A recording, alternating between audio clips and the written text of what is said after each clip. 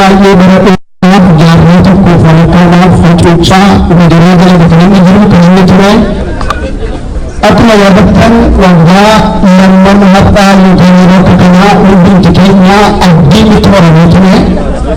Bakka jirutti illee gammannee bakka inni jiru kanatti illee hin deemne jennee beeknu sanatti biqilaan keenya nurraa dhaabatee sabni keenya bilisummaa isaa argachuu bira gahee kan jedhu abdii godhannee turre garuu yeroo dhaabbatutti abdii nuti qabaachaa turre sun gadaa amma sirriidhuma isaanii gadee rakkoon keenya itti jabaachaa deemee sabni keenya yeroodhaa gara yerootti gaggeeffamaa inni kaan immoo bakka inni bu'e wallaalamaa rakkinni keenyattuma caalaa deemee amma immoo akkuma yaadannu isa baddu baasaarra gaheetu kan inni jiru. Kanaaf sagalee keenya dhageessaa kan jirru saba keenya wajjiniin taanee dhukkubni keessan dhukkuba keenya rakkinni keessan rakkina keenya gidiraa keessan gidiraa keenya jenneef sagalee keenya dhageessaa jirra.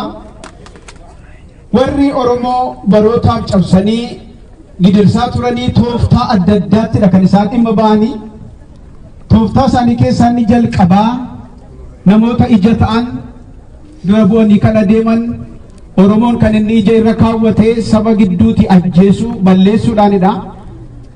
Isa kana gochuudhaan qabsoo saba kanaa booddeetti deebisuudhaaf yaalii gurguddaa gochaa turanii ammallee suma kanatti dhufaniitu jiru. Akka nuti macaafa qulqulluu keessaati dubbisnutti sagalee akkas jedhu tiksee rukutii achumaan immoo hoolonni immoo hin bittinnaa'u kan jedhutu jira.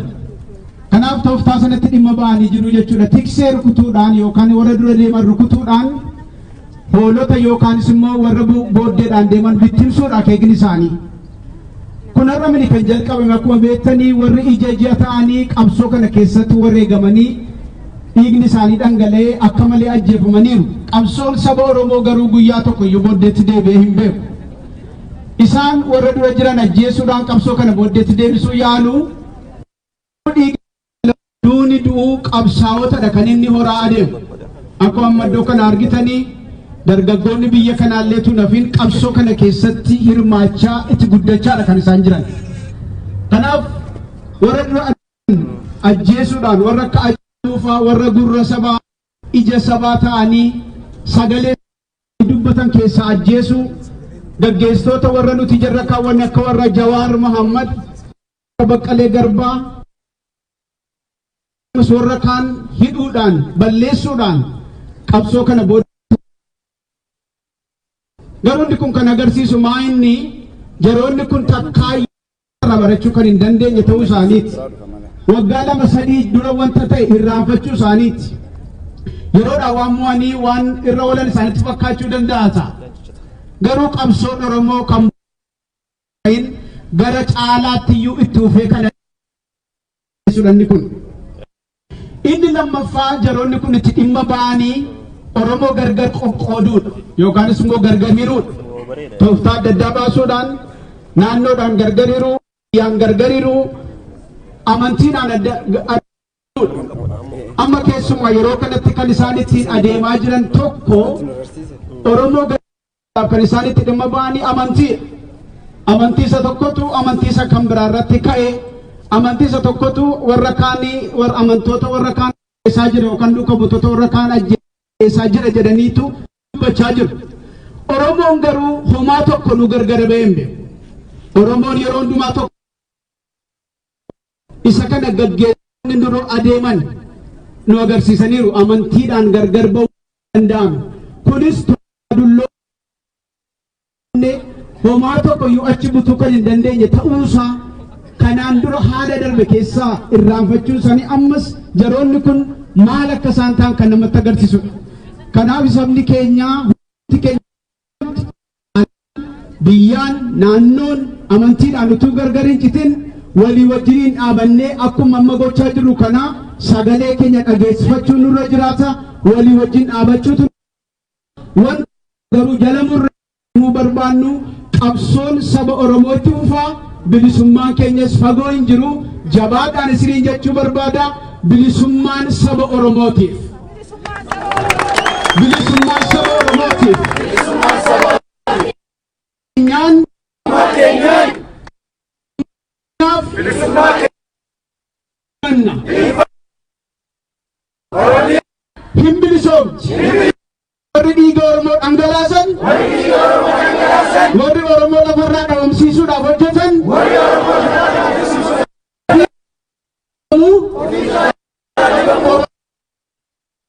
Oromoo bilisoomee itti fufna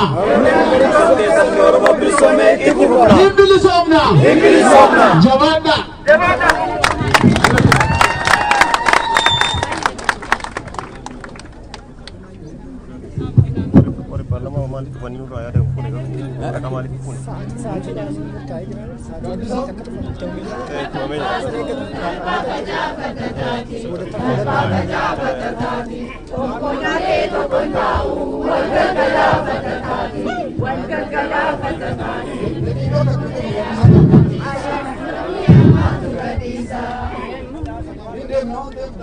daqiiqa tokko na eeyyamanii haa galatoomanii jecha Hacaaluun nu dhaalchise otoo hin jedhin asirraa hin dabarru torban darbe kana warri ollaa keenyaa isa Hacaaluun nu dhaalchise sadi jechuu yaalanii turan jirtu afaan isaanii tokko nama maakuu barbaada የማያዛልቅ ጸሎት ለቅስፈት ነው ይላል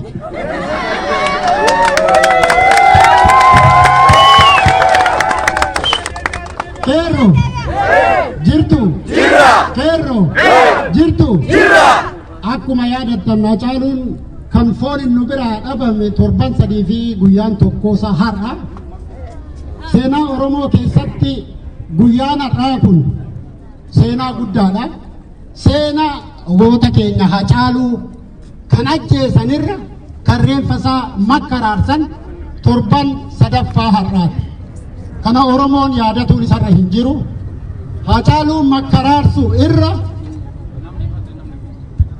qabsaa akka Jawaar Muhammad Baqqalaa Garbaa kana sababeeffatanii mana hidhaatti darbanii jechuudha isa kanallee yaadachuudha qabna wal faana Kerro jirtu jirtu jirtu jirtu Kerro lama jirtu Kerro ati jirtu Kerro arga jirtu Kerro walaga jirtu Kerro walaga jirtu Guba Hacaaluu baajiraaf qophaa'aniitu Hacaaluu hin daganna Hidayata Hacaaluu baay'ee hin baafna Hidayata Hacaaluu bilisummaa Oromiyaatiin baafna bilisummaa Oromiyaatiin baafna Hacaaluun jira nu keessa jira foon nu bira jiraachuu baatullee eetiraan isaa nu keessa marmaartiiti kaayyoo isaa galmaan gahuudhaaf waadaa hin seenna sooromsina Kerro qabsoon itti fufu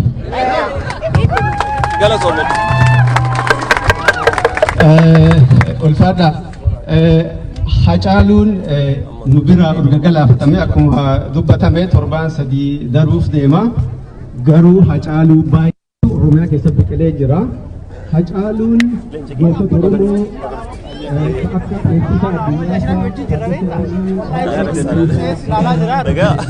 akka eebbisa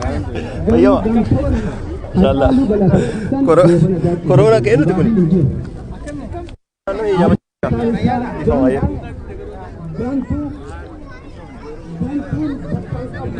Nagaa jirtu. Guyyuu anumatu eegama aadaa yaadallee isin adda isinirraa kutuu fi miti obbo Haayilu yaada isinirraa fuudhuu barbaade yoo geeffattan haaluma amma deemaa jiru kana ilaalchise hayyee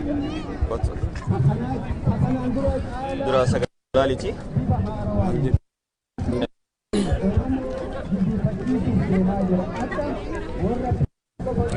Kabajamtoota hordoftoota keenya yeroo ammaa kana akkuma argaa jirtan dhaadannoonis maati jira as qabsaa gameessa obbo Haayiluu Dargee seenaa qabsoo Oromoo keessatti waa hedduudhaan yaadatamu. Hiriyaa jaalladhii gammadaas akkasumas waahila qabsoo isaaniiti. Mee qabsoo tana keessatti yeroo umrii isaanii dargaggummaa yookaan ijoollummaa irraa kaasanii keessa turuudhaan wal qabatee haala amma jiru kan mana hidhaatti hidhamuudhaan wal qabatee mee waan itti dhagahame gaafachuu ni barbaada. Maal jidduu kana ergaa caaluun dhufe Oromoo hundatu bu'ee baay'ee gaddine seenaa Oromoo keessatti hammeenya akkasii ta'ee hin beeku. Kanaaf hunduma keenyatu gaddee hunduma keenya bu'ee Hacaaluun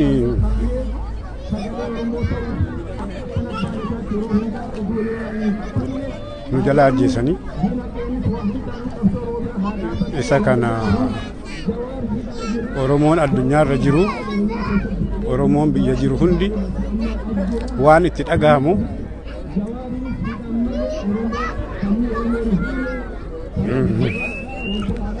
bahee ibsatee jira waan itti dhagahamu. Kanaaf calqaba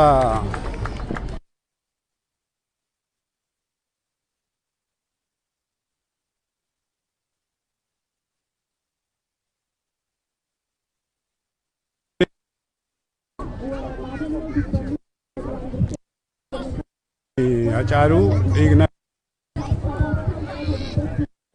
gumaan Hacaaluu bilisummaa Oromootiin baha.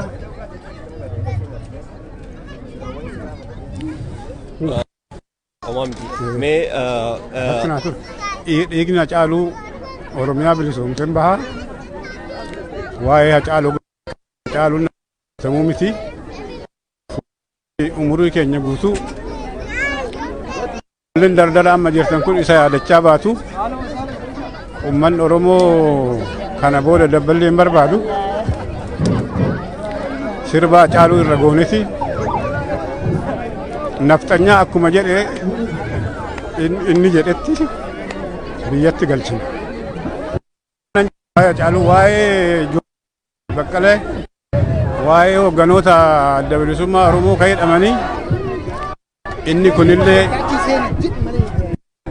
siyaasaa keessaa baasuuf Oromoo gabroomsuuf Oromoo itti bulchuuf Oromoo Minilik san deebisee dhaabuudhaaf mootummaan Abiyyi mootummaan diktaatarri mootummaan Oromoo ajjeesee fixuu danda'u kuni wanna ofiisaatii saganteeffatee nama keenya karaarraa maqsee Itoophiyaa dursan ijaaree mirga Oromoo balleessuudhaaf ka godhe waan ta'eef isaanillee akka hiikaman hin qabsoofna fi Oromoon waliin dhaabbannee uummanni biyya keessa jiru kun qeerroo fi qarreen waliin dhaabbatanii hogganoota keenya kana mana hidhaatii baasu Oromiyaan haga bilisoomtutti tokko taanee humna tokkoon fuulduratti deemuun dirqama jedhee yaada akkasumatti dhaga'ama. Hedduu galatoomaa ga'a. Mee waa'ee hooggantoonni siyaasaa yeroo ammaa kana mana murtii dhiyaatanii yaada isaanii irratti poolisiin bulii 14 qorannoodhaaf ka jedhuun sababa saniin umriitti dheeressu jira. Ilaalchi kun akkamitti ilaaltu? Wanti kun haala kanaan akkamitti itti fufuu qaba? Waa'een heeraaf seera biyya Itoophiyaa ani umurii kiyya keessatti ergan jiraadhe amma akka keessan dardaraa miti jaarsummaa tan deema. Seerri biyya sanii Oromoodhaa dhaabbatee hin beeku. Seerri biyya sanii dhugaadhaa dhaabbatee hin beeku. Kanaaf hoogganoonni keenya kan mana hidhaa jiran kun hoo Oromoon jabaatee humnaan akkuma Tigree biyyaa ari'an jara amma jiran kanallee OPDO mortuu tana ofirraa buusee mana hidhaatii baase malee sodaa humna Oromooti jedhanii hoo ka'ii kan ta'e malee mana seeratti dhiyaatanii dhugaan isaanii hin baha seeran hin hiikamu ka jedhuun qabu. Maaliif jennaan eenyumti isaaniitu waa balleessanii dhabne. Kanaaf namni waa balleessee hidhamee seeratti dhiyaatee adaba fudhatee adaba fixee baha. Kuni Baqqalee haa ta'u, Jawaar haa ta'u, Abdii haa ta'u, Dr. Shugguxee haa ta'u hundi isaanii namni 5,000 jidduu kana hidhan kuni waa balleessanii hidhamne. Seera Abiyyii fi warri biltsiginnaa OPDO'n dur hamtuun booji'amtuun sun gooten kani xaxame malee balleessaa waan namni hin qabne seera mana seera isaanitti dhiyaatee dhugaa hin argatu. Kana waan ta'eef Oromoon morma sii qabee sodaachisee dadhabsiisee hoogganoota isaan harkaa baasuu qaba kan jedhuun qaba. Hacaalullee taanan namni isa ajjeese mootummaadha, namni isa ajjeesise mootummaadha. Dhugaa isaallee hin argan jedhee yaadu ani maaliif jennaan akkuma argitan wanna haasa'amu waa baay'ee namoonni isaan Hacaaluu ajjeesan jedhanii quba itti qabatan Hacaaluu ajjeesuudhaaf waa tokko wanna isaa yaachisu hin jiru. Oromoon Hacaaluu ajjeesu hoo jiraate hoo biltsiginnaa ta'e malee hoo OPDO ta'e malee namni biraa waan hin jirreef mootummaa kanarraa ani yoomuu dhugaa dheegu. Kana waan ta'eef mana seeraa isaanitti dhiyaatanii dhugaa argatu dhugaadhaan ba'u ka jedhu wanna natti mul'anneef uummanni ala jirru kunis wal qabannee dhiibbaa gochuu qeerroof qarreen jaarsiif jaartiin abbaa namni amantii hundi baatanii jara kana dhiibanii humnaan akka isaan nu gallakkisiisan gochuu qabna ka jedhuun qaba. Galatooma hedduu. Iyyee uffadha. Xiqqoo nanni buufadha.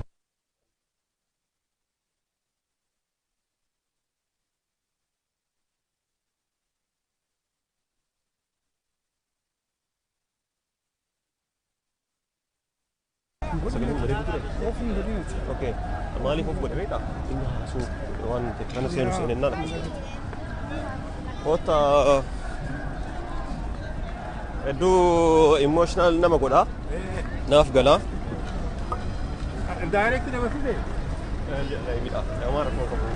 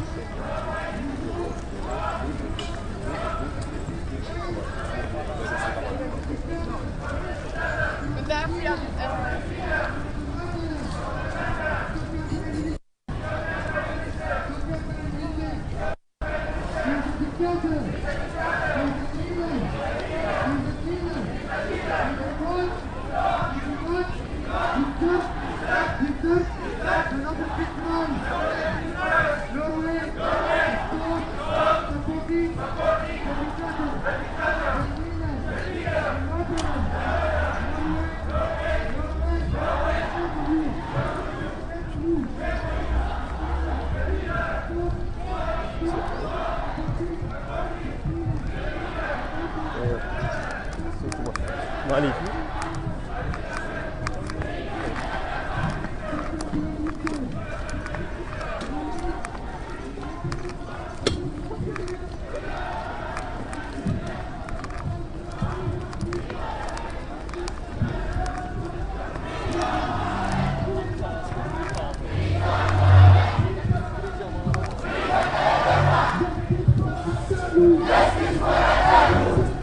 Justice for Oromoo!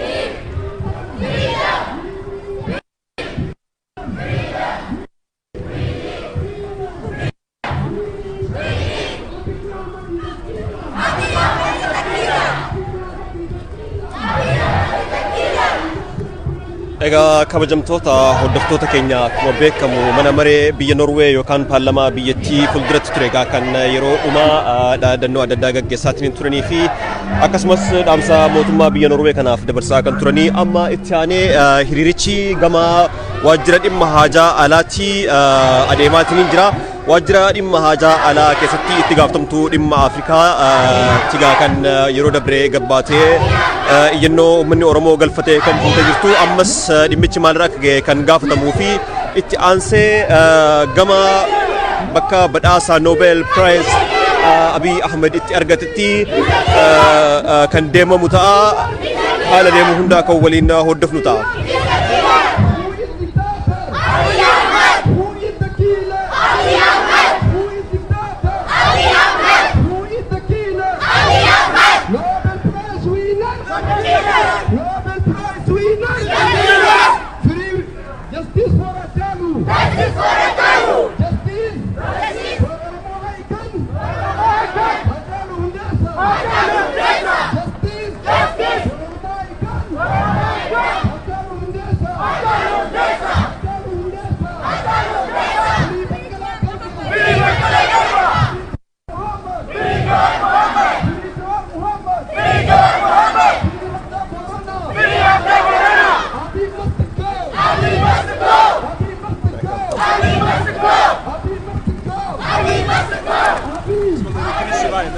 Ja, vi ska till utrikesministern. Vi ska kryssa vägen.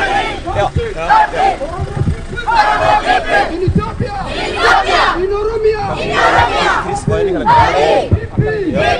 Jadi mau hordoffa. Stop! Killing! Aggressive! Country! Ethiopia! Jadi Chris ini dan tadi dari lihat muka aja. Cuma udah jirah, wanita kabur. Ini udah nasi deh.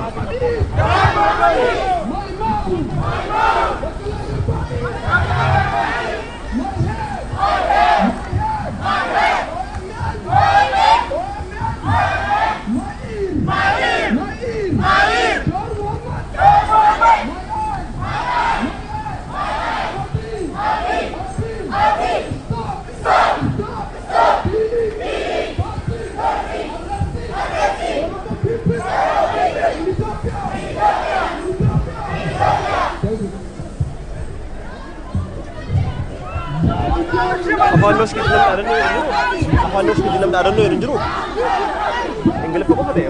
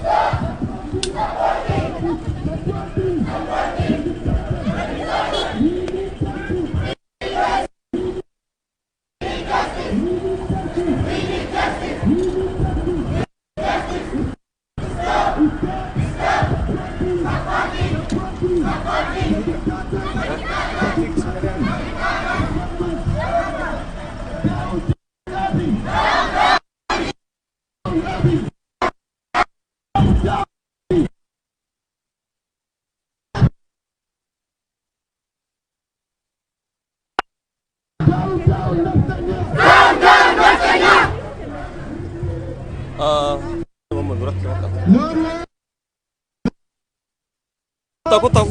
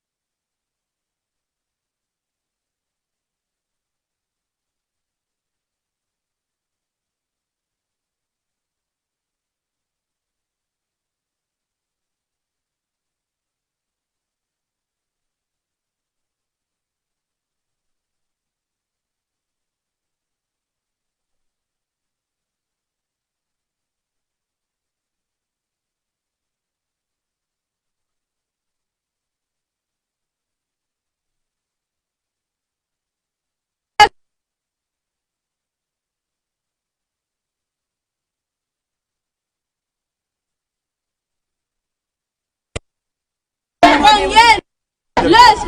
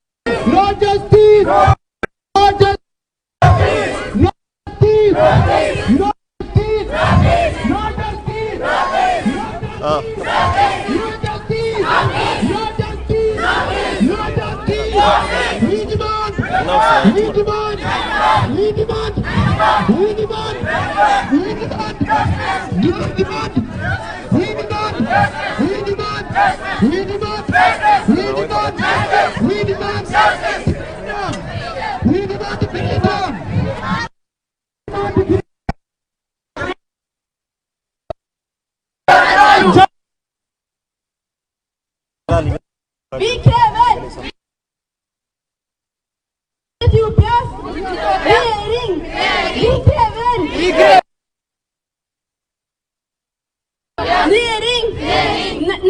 diktaturskap!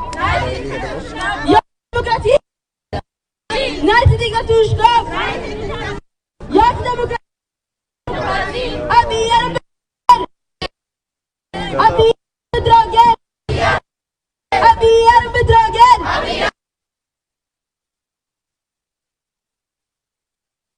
Mohammed!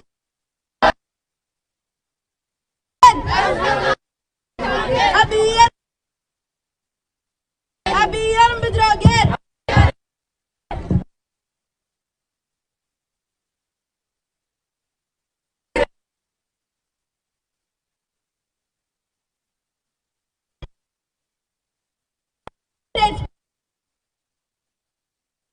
Fredsprisen!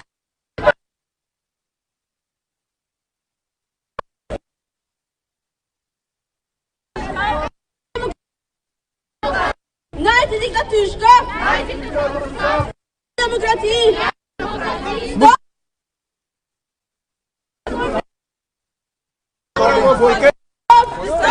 Folkemordet! Av oromofolket!